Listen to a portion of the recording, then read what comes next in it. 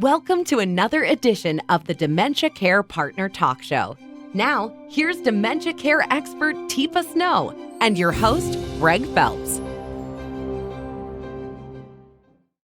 Hello and welcome to the Dementia Care Partners podcast. My name is Greg Phelps, and joining me as usual is dementia care expert Teepa Snow. And Teepa, I couldn't find the original article, but it seemed to focus on I think it was a country or a care company. It seemed to be focusing on establishing a minimum number of minutes to be spent with residents in care each day. So we're going to take the number of residents, we're going to divide the times between residents. And so, Teepa, you get 20 minutes today. Make sure you log that she's got her 20 minutes. Is this an exercise in futility, or could this be adopted as best practice? Because I want to make sure that Teepa gets seen, and I want to make sure that Emilio gets his 20 minutes as well. So, Well, typically those are pretty high minutes per hour. Per day, maybe, sort of max. This is that idea that, if we give them this amount, then quality of care will improve, particularly if it's nursing care that we're looking at. And it's like, well, it really depends on the individual, and depends on when you deliver the care and how you deliver the care. So looking at one metric, which is number of minutes, seems to be so this big, versus the issues are enormous, because it's not amount of time, it's quality of what's happening in that time.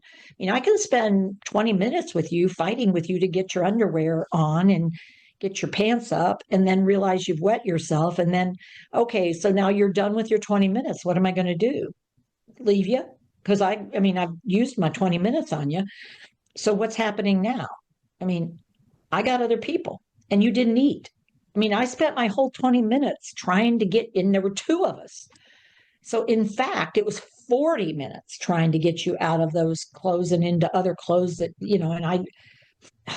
and now how am I supposed to get the other stuff done? So I think this idea of regulating minutes has been around forever, because we're trying to figure out how to wrap our heads around the complexity of care. And we think, oh, here, we'll just count minutes of people interacting. And it's like, doing what during that time? If, Emilio or you or whatever, I need more support for this activity, but I don't need very much for that. Or what I need is to be in the dining room where other people are. I actually am pretty good if I can just get to that. And then you're present and you can give me a visual cue. To get two for the price of one. And it's like, I'm not sure how we're going to mark that. I know as a therapist, this has been a long, long game that we've been like group minutes and individual minutes. And did we do enough minutes for this Medicare to reimburse? I've got a great idea, Teepa. We're going to have these little shoulder strap things with a little button on the front. And then when I am engaging with you, I'm going to engage that. So you can actually monitor me engaging, and it'll turn to yellow and then red, because then I can stop. They've had their time and I can move on to the next person. Well, and the question is, okay, well, what about documentation of the event we just had? How are we going to keep up with that time? Because, some of it, we waste a lot of time doing things how about going to get all the stuff I need, like your food and the special tray that you have? This sort of phenomena of thinking, okay, well, we'll give her this many minutes per hour and we'll give everybody that. It's like, I don't get up till 10. So that means you're waking me up at 7 so I can get my minutes each hour, because that's how we divide it. To me, it's like, we're so far off from what people actually are looking for, wanting, and needing in support and care. And we're so teaching carers to care about things that are not the primary thing we should be worrying about. We should be worried about establishing relationships that allow us the ability to figure out, what does somebody need today? And do we have enough people for that? And if we do not, we need to be working on getting people in to do that. And not all of it is nursing. There's a devaluing of how other ways I spend my time in a day. Me fixing myself a peanut butter and jelly sandwich could be super valuable. But if nobody has the skill to help me do that, even though I'm doing most of it, I don't get a chance to do that because that adds into my minutes, and I need the minutes for getting my hair washed, except I don't want to wash my hair right now. So This is where I get to spin the conversation around entirely and put in a plug for engagement, because yes. minutes of care can be a useless statistic. But engagement, I don't think you can get enough of in a care facility, because it actually lessens the workload for the other care staff if the engagement is properly has engaged. value, has meaning. It's not just to entertain. It's not just to keep me somewhere or keep me from doing something. It actually has value. We believe that engagement leaders are the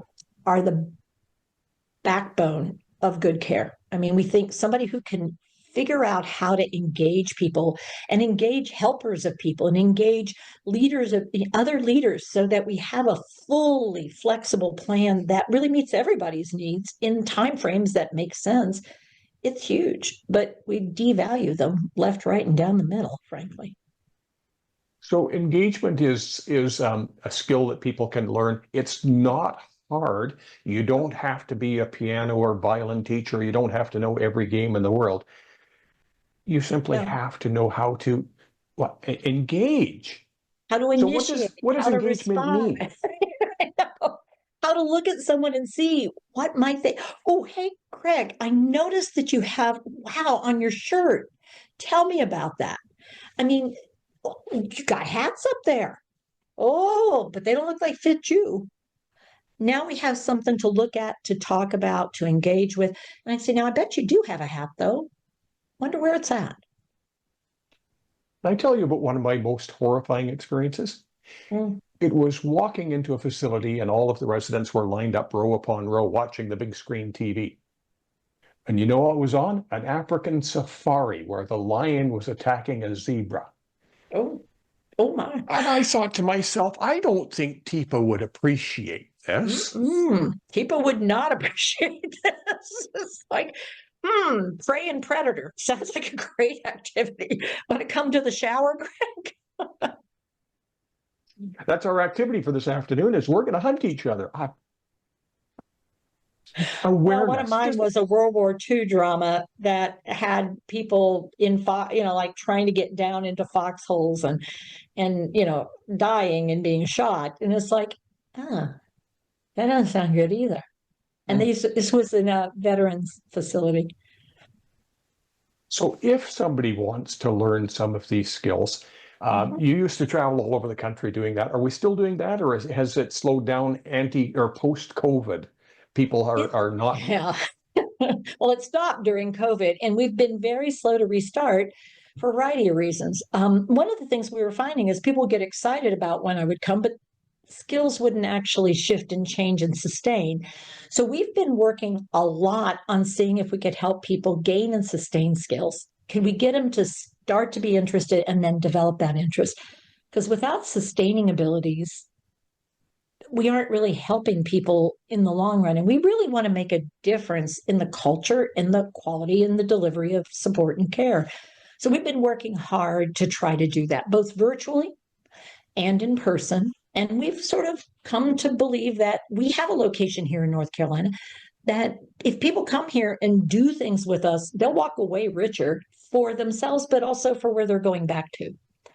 So we've been doing a lot of work at combining virtual and in person into best quality practice for changing what is into what we would like it to be for people we care about, and even ourselves for that matter.